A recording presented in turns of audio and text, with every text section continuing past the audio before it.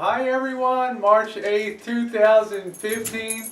Time for the bi-weekly EcoInvestment update, and we are in exciting times now, guys. And for the better part of 16 months now, over this particular time period, I haven't had a moment of angst about the stock market and about the investment world, but we're now coming to the time where the seas are changing here, and I'm not saying there's still a lot of opportunity. There's still not a lot of opportunity out there, because there is, but your personal courage factor has to rise dramatically in this. In other words, when interest rates are just skirting along the bottom and there's no other alternatives in the world, well, it's very easy to safely feel like, well, you know, the stock market's the only game in town.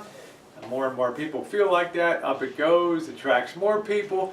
You know, the stock market's one of those things in life that defies the normal laws of economics, and therein lies the real tale of the tape, as we say. When you think about it, if you want to sell more of a product in life, what do? You lower the price of it as much as possible. If you want to sell less of it, God knows why, maybe you want to have a prestige product, you raise the price dramatically, and what happens? Demand is reduced for that product, okay? But think about the stock market. When the stock market is on sale, very few people want to buy it. And when the stock market is an overpriced mess, everybody and his mother wants to grab for it and buy it, because greed takes over at that point, and the laws of economics go out the window. So your homework assignment for the week is to think about what I just told you about, how stocks defy the laws of economics and investor behavior in that arena. And therefore, because of that fact, it's no wonder that most people lose money in the market. Well, let's apply it to what's going on now. We've been bullish. At the most, we've had two yellow cautious lights. We've continued to be bullish for the most part. We've never hit the red. And here and now, we have a case where interest rates are rising. The February employment report looked strong on the surface, and we got to be very careful now, because 10-year interest rates, which are really the bellwether of the market's backbone, what the 10-year U.S. Treasury note is doing, that's the backbone of the market, and I've seen that over the last 2 months rise from about 1.66% up to 2.20%. You do the math on the percentage basis. We're talking about a pretty doggone big move here. And moves like that are not unaccompanied by some other consequences.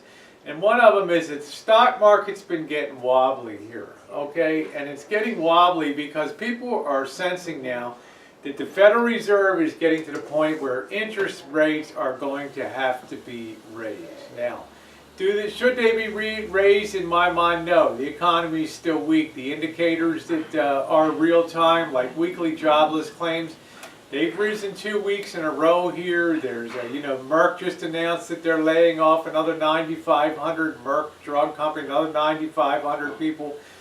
You know, guys, it's a competitive world landscape here, and we've had this easy money environment. So why did I say at the beginning of the video that it's the time where courage needs to come to the fore?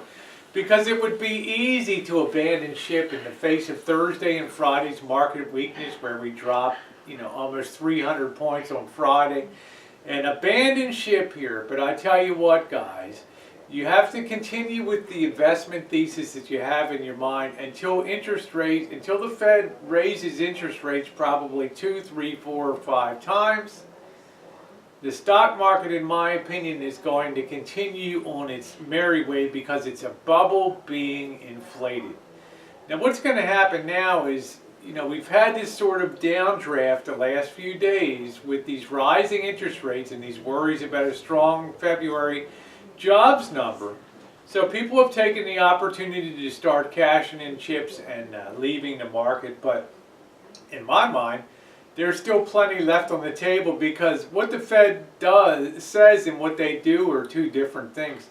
And if history's a guide, which it always is in the stock market, it's not going to take one, not going to take two, it's going to take several interest rate hikes It may even require the interest rates get back up to 4, 5, 6% before the back of the market is broken and we spin down in another severe economic downdraft. So, since this is the case, I am looking for opportunities to buy now. The broad market. People often ask me, "What are you buying? What are you buying?" Well, it's good enough to just say the broad market. I'm not a registered investment advisor and commodity trading advisor. I used to be both of them, but these days I'm just an armchair advisor, and I do private advising for a very limited number of clients. But I'll tell you this. To make money in the stock market and to make money regularly requires a lot of courage. And anytime you're following the herd around, like, oh, well, let's front run the market's downturn by selling out because interest rates are likely to go up, you're ending up usually shooting yourself in the foot. What's going to happen now as this cycle unfolds is if we do bounce back from our current little bout of weakness here in the market, and we do make a new all-time high, what's that going to do?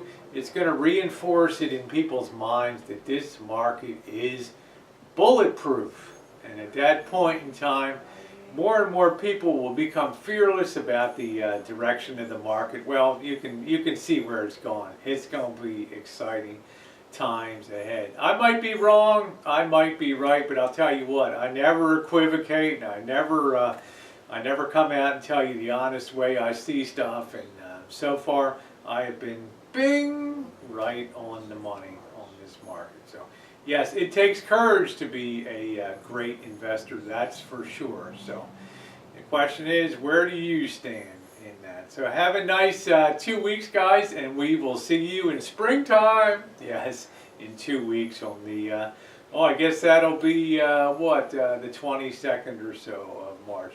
Thanks so much for watching.